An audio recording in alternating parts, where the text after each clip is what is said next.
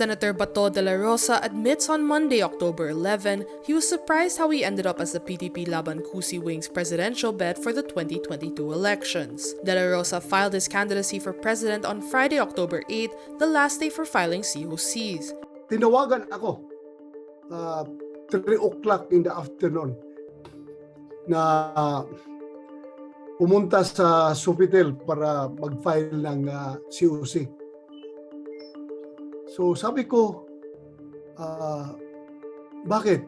Ang sabi sa akin ng liderato ng PDP Laban na si Secretary Kusi, wala na tayong ibang nakitang pwede magpapatuloy sa legacy ni President Duterte na iiwan kundi ikaw.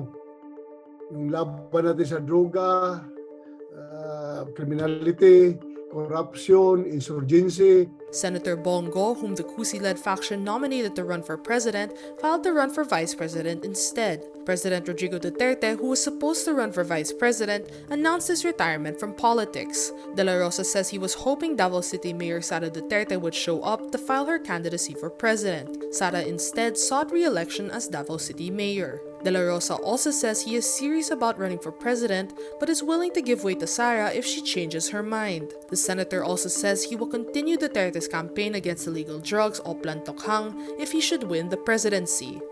Of course, tuloy yan.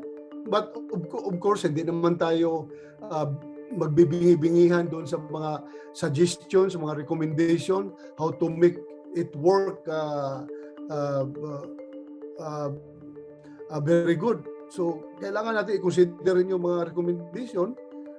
Kung meron tayong pwedeng babaguhin, meron tayong i-refine as far as policies are concerned. So, baka mag-a-adjust tayo to the changing times.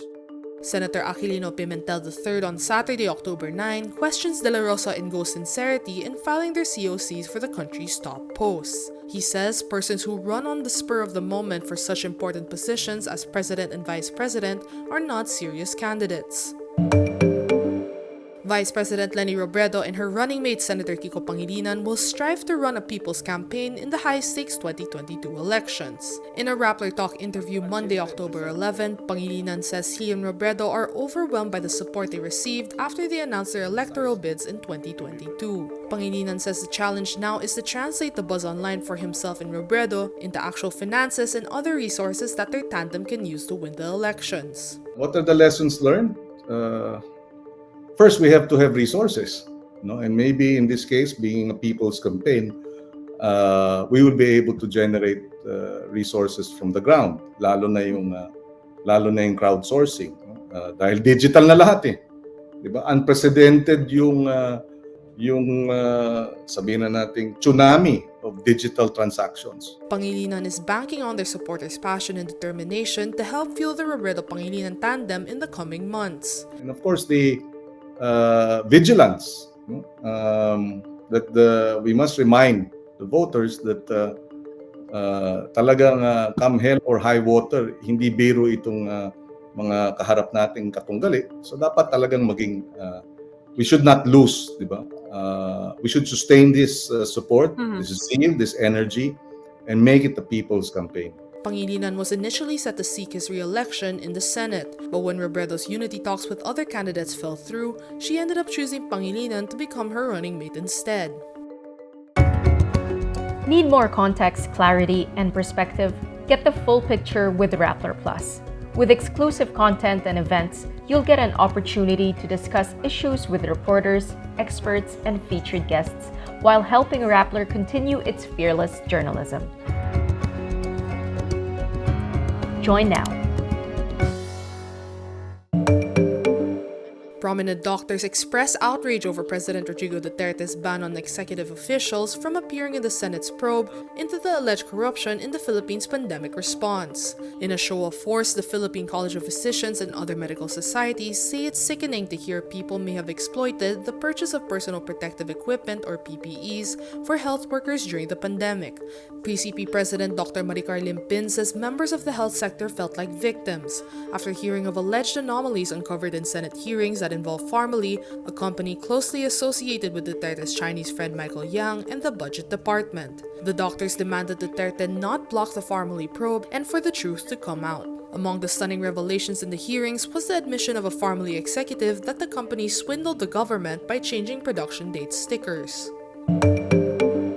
The Commission on Elections, or Comelec, resumes voter registration on Monday, October 11. This comes after demands from various groups and lawmakers to extend the registration for the 2022 elections until the end of October. The resumption of voter registration follows the week-long filing of certificates of candidacy in the Philippines. Voter registration is from Monday to Friday from October 11 to 29 and October 30 as Saturday. Comelec offices will entertain voter applicants from 8 a.m. to 5 p.m. So far, the Comelec has already registered 63 million Filipinos for the 2022 elections. The Philippine Statistics Authority's projected voting population next year is 73.3 million.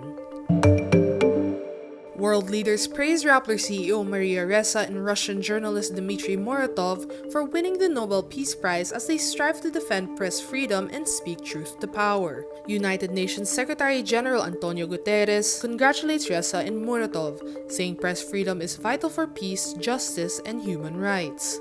Other world leaders who congratulated Ressa and Muratov include United States President Joe Biden, former U.S. President Barack Obama, and former U.S. State Secretary Hillary Clinton.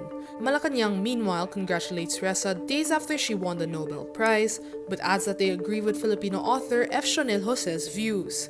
This comes after Jose wrote on Facebook that Ressa did not deserve the Nobel Prize. Meanwhile, Philippine leaders such as Vice President Leni Robredo hail Ressa's achievement.